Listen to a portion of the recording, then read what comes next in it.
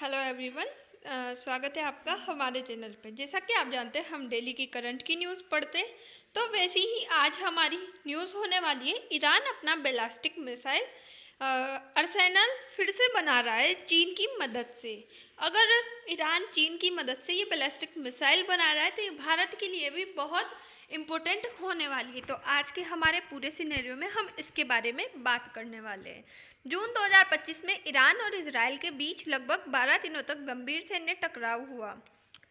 जैसा कि आप जान रहे हैं कि ये टकराव जो हमारे ये विभिन्न देश है, इनों के बीच कभी ना कभी चलते रहते हैं। इस संघर्ष में इजराइल ने ईरान की कई मिसाइल संबंधित ठिकानों, उत्पादन सुविधाओं और भंडारण क्षेत्रों को निशाना बनाया। इन हमलों के बाद ईरान की बैलिस्टिक मिसाइल क्षमता में महत्वपूर्ण क्षति हुई है। अब ईरान एक तेज रिबिल्डिंग फेज में है और इसी रिबिल्डिंग में चीन की कथित मदद सामने आ रही है। ईरान का लक्ष्य केवल पुराने स्तर को पुनर्स्थापित करना नहीं है, बल्कि सॉलिड फ्यूल बेस्ड मिसाइल की डीपर मॉडर्नाइजेशन की ओर बढ़ाना है, जैसे तेज लॉन्च तैयारी और बेहतर मोबिलिटी स्ट्रेंथ और डेप्लॉयमेंट। इसके लिए ईरान उनके जो भी एजेंडा है उनमें काम कर रहा है, क्योंकि जो चीन है वो भी कहीं ना कहीं अपने स्वार्थ से ईरान के साथ है। अगर ये ईरान के साथ होता है तो ईरान एक ऐसा है कि आतंकवाद से प्रेरित है ये, इसके पास अच्छी मिसाइलें होती है, तो कहीं ना कहीं चाइना के साथ अगर कहीं पलटवार होता है तो चाइना के साथ ईरान खड़ा होने में सक्षम होगा। नवीन रिपोर्ट क्या है, तो जो sanction grey area helping Iran to replenish missile stockpile. यूरोपीय खुफिया सूत्रों के अनुसार चीन ने ईरान को लगभग 2000 टन सोडियम पेरकोलोरेट की आपूर्ति की है, जो कि एक घातक जो पदार्थ है वो होता है। ये कहीं ना कहीं बैलिस्टिक मिसाइलों में काम होता है। सोडियम जो पेराकोलोरेट है वो सॉलिड फ्यूल बैलिस्टिक मिसाइल के ईंधन का क्रिटिकल कंपोनेंट है, जो कि चीन के पास पर्याप्त रूप से अवेलेबल है। अनुमान है इस मात्रा से लगभग 500 बैलिस्टिक मिसाइलों के लिए ईंधन तैयार किया जा सकता है। जिस प्रकार से हमारी मोटरसाइकिल कार को चलाने के लिए सीएनजी फ्यूल या इलेक्ट्रिसिटी की आवश्यकता होती है, उसी तरह बैलिस्टिक मिसाइल के लिए सोडियम परक्लोरेट की आवश्यकता होती है। ये सप्लाई उस समय हुई जब संयुक्त राष्ट्र में मिसाइल संबंधी प्रतिबंधों को पुनः लागू होने की प्रक्रिया शुरू हुई थी। चीन ने आधिकारिक रूप से किसी भी सैन्य सहयोग या निर्णय का खंडन किया है, परंतु जो ड्यूअल यूज मटेरियल एक्सपोर्ट है उसको लूप होल पर शंका है। उसी के साथ रिपोर्ट में कहा गया है कि रूस भी इस रिबिल्डिंग इकोसिस्टम में साइलेंट पार्टनर की तरह भूमिका निभा रहा है, लेकिन फ्रंट एंड सप्लाइड चाइना है।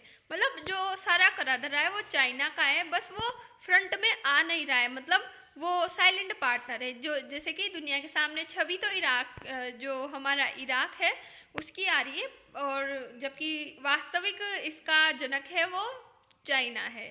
सोडियम पेराक्लोरेट क्यों इम्पोर्टेंट है, तो सोडियम पेराक्लोरेट NaClO4 का एक शक्तिशाली ऑक्साइडर है, यानी ये दहन होता है उसको तेजी और अधिक ऊर्जा कुशल बनाता है। यानी कि कहीं भी जहाँ कहीं बैलिस्टिक मिसाइल डलेगी तो वहाँ पे अति क्षति होने की संभावना इससे और ज़्यादा हो जाती है। अपने आप में बैलिस्टिक मिसाइल है तो वो जाकर कहीं किसी भी जगह पर घातक हमला करती है, यानी कि ज्वलन पैदा करती है, उससे ऊष्मा और आग उत्पन्न होती है, तो इससे ये उसकी मात्रा को और बढ़ा देता है। उसी के साथ रॉकेट मिसाइल में भूमिका ईंधन ठोस ईंधन रॉकेट बैलिस्टिक मिसाइलों के प्रोपेलेंट में ऑक्सीडाइजर आवश्यक होता है।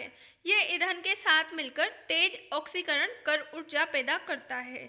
क्यों क्रिटिकल कंपोनेंट है, तो सोडियम पेराक्लोरेट जैसे उच्च कॉन्सेंट्रेशन ऑक्सीडाइजर से प्रोपेलेंट की ऊर्जा घनता बढ़ती है, जिससे मिसाइल की रेंज, प्रचंडता और स्टोरेज लाइफ पर असर पड़ता है।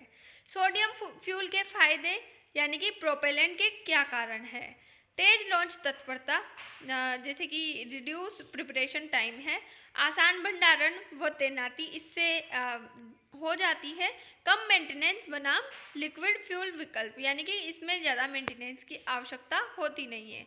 यूएन सैंक्शन और जो लीगलिटी एंगल है तो क्या है इसका, यूएन का ढांचा रेजोल्यूशन 2231 2015 की रेजोल्यूशन 2231 ने JCPOA को लागू करते हुए ईरान पर मिसाइल संबंधी गतिविधियों और कुछ आयात निर्यात पर पाबंदी का ढांचा बनाया था। यानी कि जो यूएन है वो जानता है कहीं ना कहीं, और इसमें 5 महाशक्तियां हैं तो उनमें से अमेरिका भी एक है, तो ये याचिका रीट लगाते थे, तो रीट लगाने के बाद वो जो कुछ भी एक जैसे कि कोई भी एग्रीमेंट होता है तो वो खारिज हो जाता है। इसी तरह इन्होंने ऐसा में भी यूज़ किया है, किसी भी अगर इनके हित में नहीं होता तो वो डायरेक्ट जो है रिट का यूज़ कर लेते हैं। इसमें ballistic missile related transfers and activities पर सीमाएं शामिल है। स्नैपबैक और हालिया पुनः सक्रियता 2025 में ब्रिटेन, फ्रांस, जर्मनी E3 है जो कि ये संगठन में शामिल है, ने JCPOA की स्नैपबैक प्रक्रिया शुरू की, जिससे कुछ प्रतिबंधों को पुनः लागू करने का रास्ता बन गया। और सावधानियों के बीच प्रतिबंधों की वापसी की प्रक्रिया अभी चल रही है। क्या सोडियम पेराक्लोरेट पर स्पष्ट प्रतिबंध है?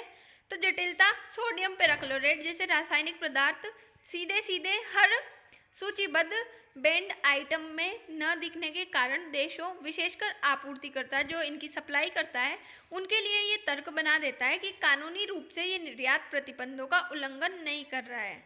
पर असर जो इनका इम्पैक्ट देखें तो मिलिट्री उपयोग के लिए स्पष्ट है। यहाँ नीति जो लूपहोल और ड्यूअल यूज़ है उसका मुद्दा यहाँ पे निकल के आता है।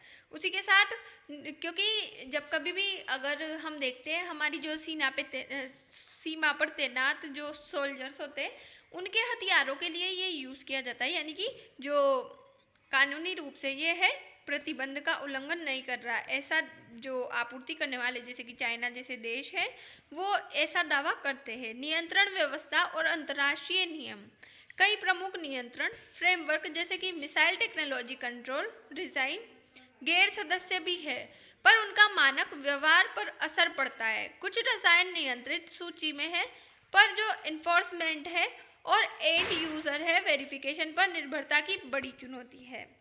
राजनीतिक डिप्लोमेटिक निहितार्थ क्या दिखता है इसमें? यदि आपूर्तियां सदस्य राष्ट्रों की अनदेखी या कानूनी शिलालेखों के पार हुई तो ये यूएन और पश्चिमी देशों और चीन रूस के बीच कूटनीतिक टकराव और भरोसेघात का मुद्दा बन सकता है, जिससे प्रतिबंधों की वैधानिकता, विवाद और लागू करने की क्षमता पर प्रश्न उठेंगे।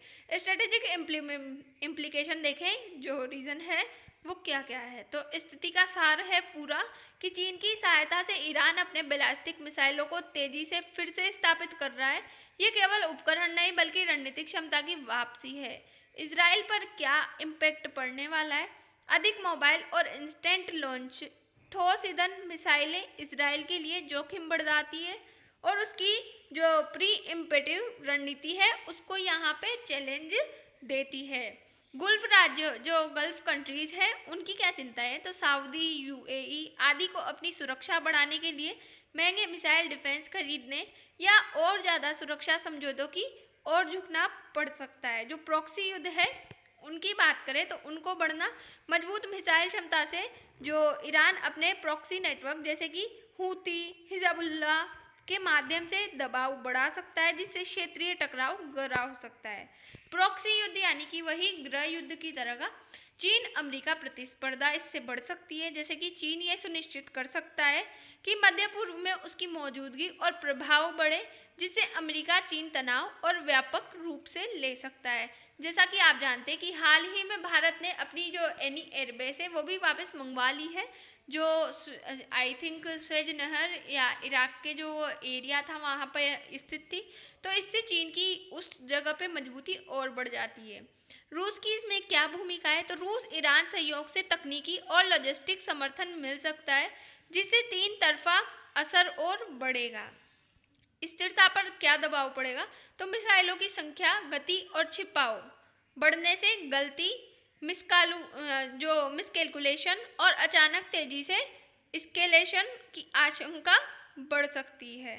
नतीजे क्या होंगे? तो इस पूरी सिचुएशन से ये सिर्फ एक सैन्य सुधार नहीं, यह शक्ति संतुलन, कूटनीतिक और क्षेत्रीय सुरक्षा संरचना में दीर्घकालिक बदलाव का संकेत है।